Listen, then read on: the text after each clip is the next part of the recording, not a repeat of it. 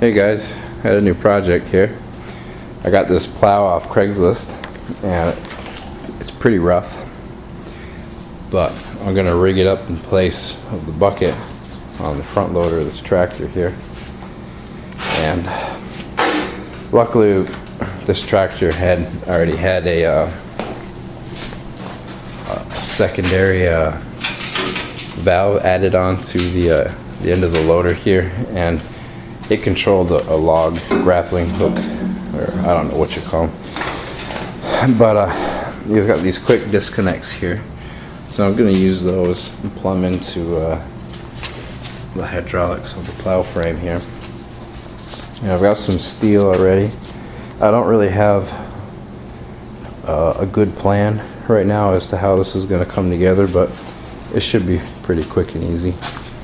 I'm going to start by cutting this piece of angle that I actually found in the middle of the road one day. And I'm going to cut a little bit off that to bolt in place on the ends here. Kind of like so. And that way there I'll be able to take this plow frame off and kind of still be able to use it on a truck someday if I so desired to do so, or sell it or something, I don't know. But the plow's not too bad. I mean, it's pretty wore. There's a couple cracks here on the ends,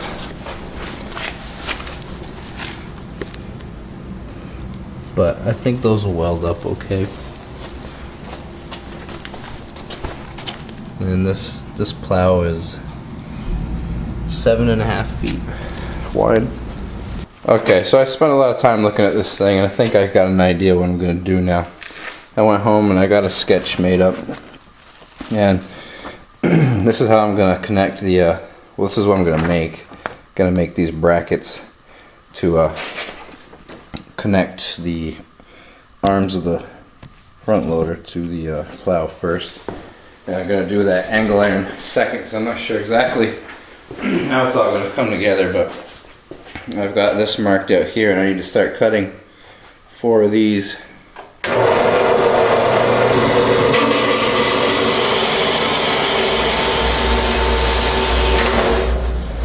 Got the 1-inch hole saw here, and I'm already lined up on my spot. Got my carriage locked.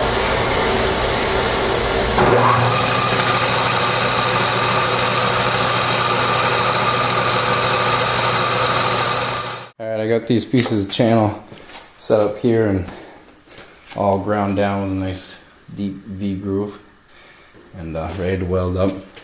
Now I got these angles together using Google SketchUp, and it really helped me visualize, and I print it out and then I can remember what my angles are and all that good stuff.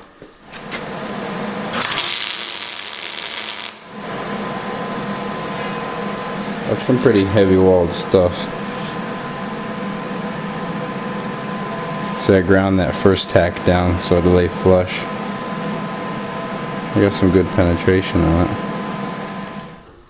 I just got these pieces cut out, and this is the second time I'm filming this step because I didn't like the way I did it the first time. But I've got these clamped up here so it's flush against the bottom of this A-frame, and I've taken a piece of 16 gauge sheet metal to give me a little bit of spacing. That way there, when this is welded together and I have all these arms on here, it won't be so difficult pulling the whole adapter thing off the A-frame of the plow. And I guess I'm ready to try welding this up again. I'm just going to put 2 tacks in here before I go and weld it all up solid.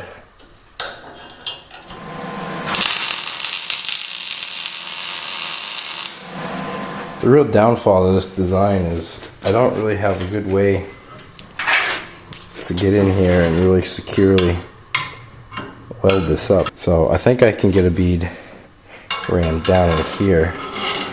Okay, this weld down in here came out pretty terrible. So And I'm obviously not going to be able to get, you know, more than just that little bit welded. So I'm going to have to get in here to secure this, because these welds are what's going to actually pick the whole plow up. And what I've done was I've set this other piece on here, where I put it, like so, kind of thereabouts guessed where it's going to be. And I'm going to cut some big oval type ports for doing some stitch welds, like probably 3 or 4 of them.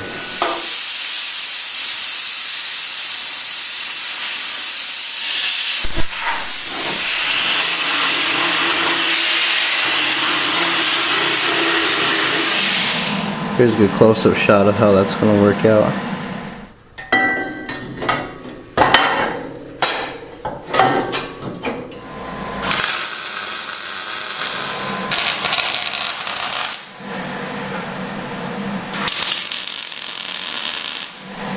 Okay, next these little chain links have to be bent out of the way.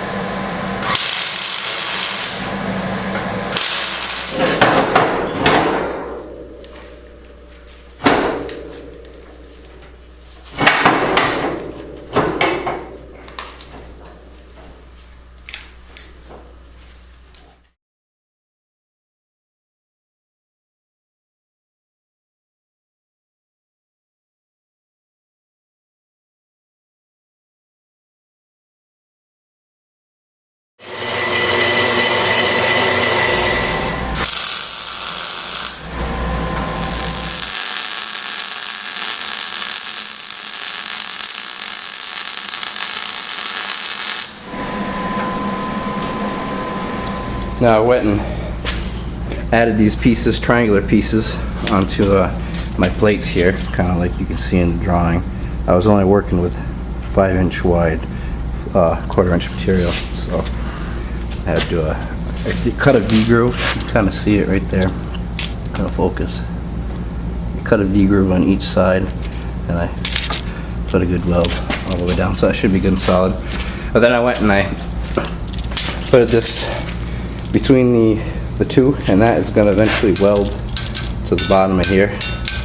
I'm going to have another one of these set further back about here, and what I'm aiming to do is take this pivot point and center it right on top of the rear of this hydraulic ram. That way there it's not hanging out so far in front of the tractor like I've seen on a lot of these adapters. But I think this is what? This is 9 inches and got 8, say 8 1/4 there. Well, that's going to be, you know, drop down further. It's not going to be right up on the pivot. It's going to be way down here. So I won't have any interference there. And that'll just shorten it up a little bit. All right, just going to tack that rear cross member in place. Then I'll undo my clamps and I'll weld it up full.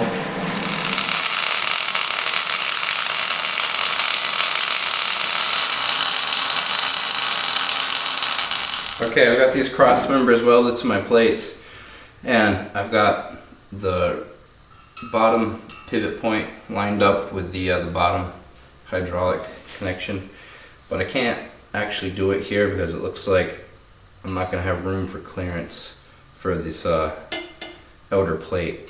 So I would hit here when my plow is all the way to the corner, so I'm going to have to push it back a little bit more, probably to about there, so I'll have the clearance and I won't bash the plow on the outer plate when I turn it from side to side. Okay, here are these outer plates welded in place, and now I'm gonna put these right here. I'm gonna leave a little overhang here for a good weld bead. step this in, welding the top of this and the side of this. But what I've noticed is I'm getting some warpage in here. Here, from plate to plate on the outside is 2 3/4 like it's supposed to be, but here it's sucked in about 1/4 inch. So I'm gonna have to get in there and spread that. But other than that, of course, doing this welding is probably gonna make it worse. Oh well, it'll bend. Okay, I decided to cut this on the side here. Cleans it up, gives it a little better look.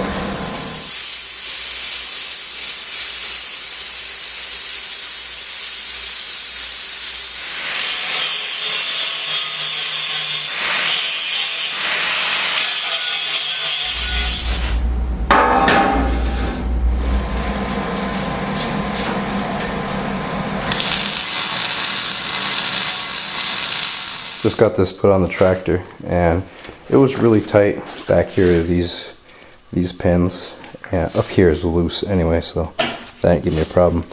But I added these spacers in here, and I first wanted to get this on the tractor so I could cycle this back and forth a couple times and find where I'm not going to hit.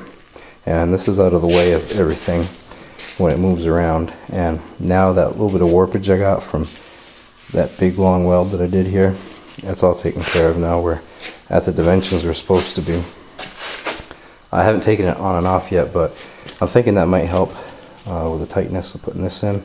But if not, a season or two of use on that pivot point, I'm sure that'll loosen right up. Next, right now this cylinder is at full extension, and the whole weight of the plow and everything would be kind of hanging on the internals in this cylinder, and we don't want to do that. So I'm going to measure this angle and cut a piece that is slightly bigger here, so when this comes down it'll hit on here and the weight will be hanging on this bumper as opposed to on the internals of the cylinder. Okay, I just did the final welds on this right here and on the back side, so that means it's welded all the way around plus the plug on the top. Way overkill, perfect. And we have the little stoppers on the end done right here. So I'm gonna fire the tractor up and show you guys this thing going back and forth.